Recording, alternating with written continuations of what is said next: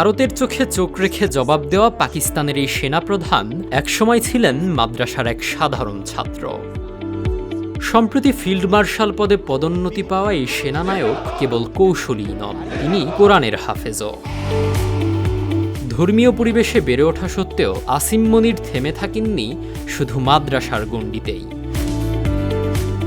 তিনি অ্যাবাটাবাদের Pakistan military academy থেকে সফলভাবে গ্র্যাজুয়েশন সম্পন্ন করেন এবং কমিশন পান ফ্রন্টিয়ার ফোর্স রেজিমেন্টের ২৩ নং ব্যাটালিয়নে। এরপর তাকে সৌদি আরবে পাঠায় পাক সেনাবাহিনী। সেখানেই তিনি সম্পূর্ণ কোরআন মুখস্থ করে হাফেজ হন। বক্তৃতায় তিনি প্রায়ই কোরআনের আয়াত উদ্ধৃত করেন। উর্দু ও ইংরেজির পাশাপাশি তিনি সাবলীলভাবে কথা বলতে পারেন আরবিতেও। ভারতের বিরুদ্ধে বীরত্বপূর্ণ অবদান রাখায় পাকিস্তানের সেনাপ্রধান আসিম মনিরকে জেনারেল থেকে ফিল্ড মার্শাল পদে পদোন্নতি দিয়েছে দেশটির সরকার। এরপর নতুন করে আবারও আলোচনায় এসেছেন তিনি। বিশেষ করে ভারতীয় সংবাদ মাধ্যমগুলো তার শুরুর দিকের জীবনের বিভিন্ন গল্প সামনে তুলে আনছে। পাকিস্তানের অধিকাংশ সেনাপ্রধান এসেছেন সামরিক কিংবা উচ্চপদস্থ আমলা পরিবার থেকে। এটাই ছিল দীর্ঘদিনের চিত্র। কিন্তু আসিম মনির সে ধারা ভেঙে দিয়েছেন।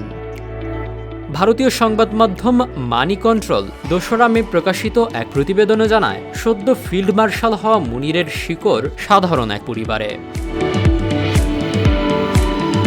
তার বাবা ছিলেন একটি স্কুলের প্রধান শিক্ষক।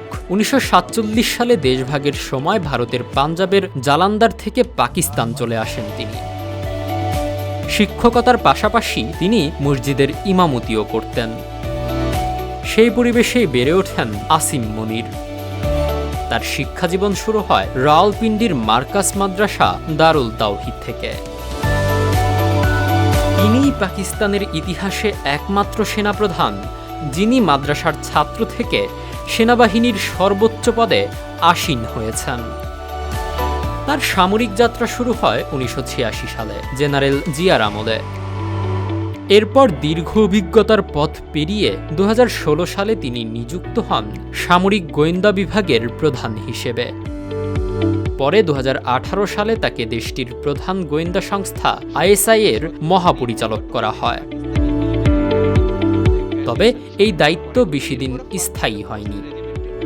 তৎকালীন প্রধানমন্ত্রী ইমরান খানের সঙ্গে তীব্র মতবিরোধে জড়িয়ে মাত্র ৮ মাসের মাথায় পদচ্যুত হন মুনির। বাংলাদেশের শক্তিশালী থার্মিক স্টিল বার ফেমাস স্টিল লিমিটেড। দ্বন্দ্ব এতটাই প্রকাশ্য হয়ে পড়ে যে ইমরান খান নিজেই শুরু করেন তার বিরুদ্ধে সরাসরি সমালোচনা।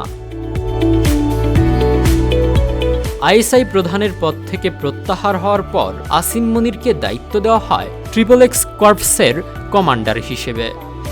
এরপর তিনি কোয়ার্টার মাস্টার হিসেবে দায়িত্ব পালন করেন। ২০২২ সালের অনাস্থা ভোটের পর ইমরান খান সরকারের পতনের পর শাহবাজ শরীফ প্রশাসন তাকে দেশের সেনাবাহিনীর প্রধান হিসেবে নিযুক্ত করে। কিন্তু ২০২৪ সালে ইমরান খানের দলীয় প্রতীকে নির্বাচন করতে না দেওয়া সহ আরও বেশ কিছু ঘটনার কারণে মুনিরকে অভিযুক্ত করে অনেক পাকিস্তানি, যে কারণে সেনাবাহিনী ও মুনির ইমেজ সংকটে পড়ে। তবে ভারতের সাথে কয়েকদিনের উত্তেজনায় তার ভূমিকা নিয়ে খুশি পাকিস্তানিরা।